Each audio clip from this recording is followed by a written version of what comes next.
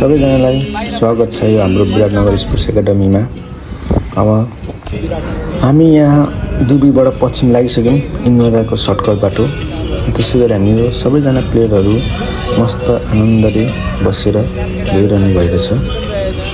अब हाम्रो अगाडिको भ्यूबाट अलिकति बाटो साँगुरो नै छ।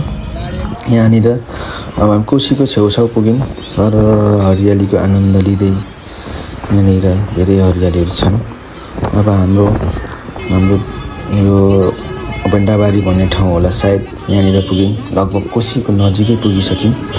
हेर्दा हेर्दै कोसी पनि पुग्यौँ हामी। लगभग 1 बजे 1:30 बजिसकेको थियो, 2 बज्न आँटेको थियो। अब कोसीको भ्यू हेर्नुहोस्, अहिले पानी भने अलिक कम नै छ। बिचमा जमिन पनि देखिरहेछ, बालुवाहरू देखिरहेछ। ल हेर्नुहोस् यहाँ झ्यालबाट हाम्रो बालुवाहरू देखिरहेको छ। त्यसै गरी हामी कोसीबारी कट्यौँ। यहाँनिर धेरै कट्दै गएपछि अगाडिपट्टि एउटा गाडी गइरहेको छ। कोसीको पुल देखिरहेको छ साइडमा, जुन चाहिँ हो यो हाम्रो कोसी कटे पछाडिको एउटा कुन चोक हो। त्यहाँनिर फेरि हाम्रो केटाहरू अलिक मस्त सुत्न व्यस्त छन्, रेस्ट गरिरहेका छन्।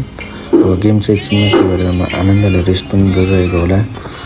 अब हाम्रो सानो पुल लाग्यो जहाँ चाहिँ पानी कमै छ हैन।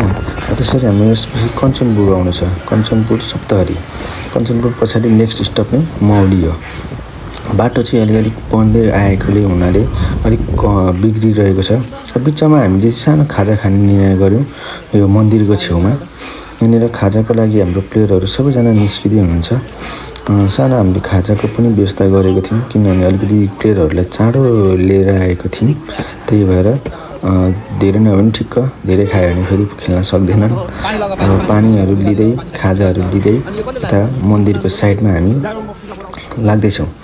अब मन्दिरको साइडमा यहाँनिर हरियाली नै थियो। सबैजनाले साधन सामग्रीले तरकारी बाँड्दै हुन्छ र 1-2, 2-3 कतिवटा हुन्छ समोसा सबैजनाले लिनुभयो। सानो थोरै खर्च खाना।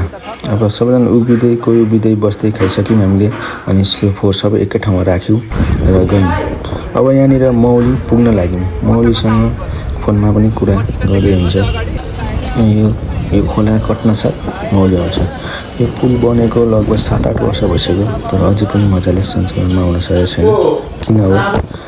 अब त्यसै गरी हाम्रो मौलीको ग्राउन्ड पुगिसक्यौँ। मौली अलिकति हामी झुकेर अलिक पर गति फेरि घुरेर आयौँ। अब प्लेयरहरू सबैजना निस्किँदै हुन्छ आनन्दले आफ्नो किटहरू लिएर। हाम्रो डिफेन्डर हरि खवास, साजन सबै प्लेयरहरू एक गर्दै निस्किँदै हुनुहुन्छ र ग्राउन्डतर्फ लाग्दैछौँ। अब यसो ग्राउन्ड हेरेको, ग्राउन्ड भने चाहिँ अलिकति अलिक बिग्रिएको रहेछ।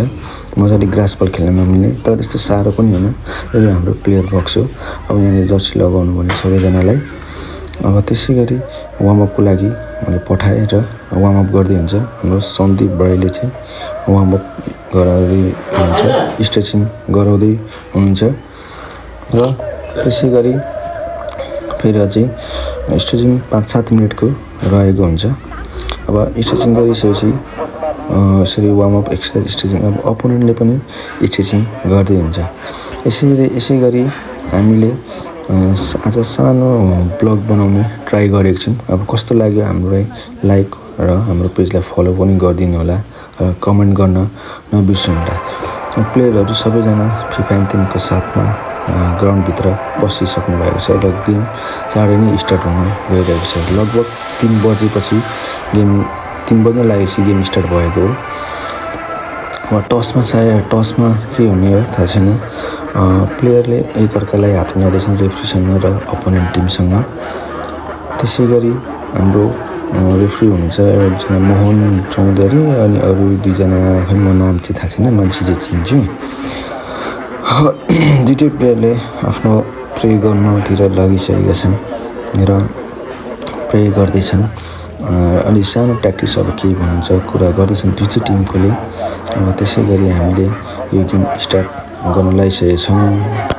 धन्यवाद।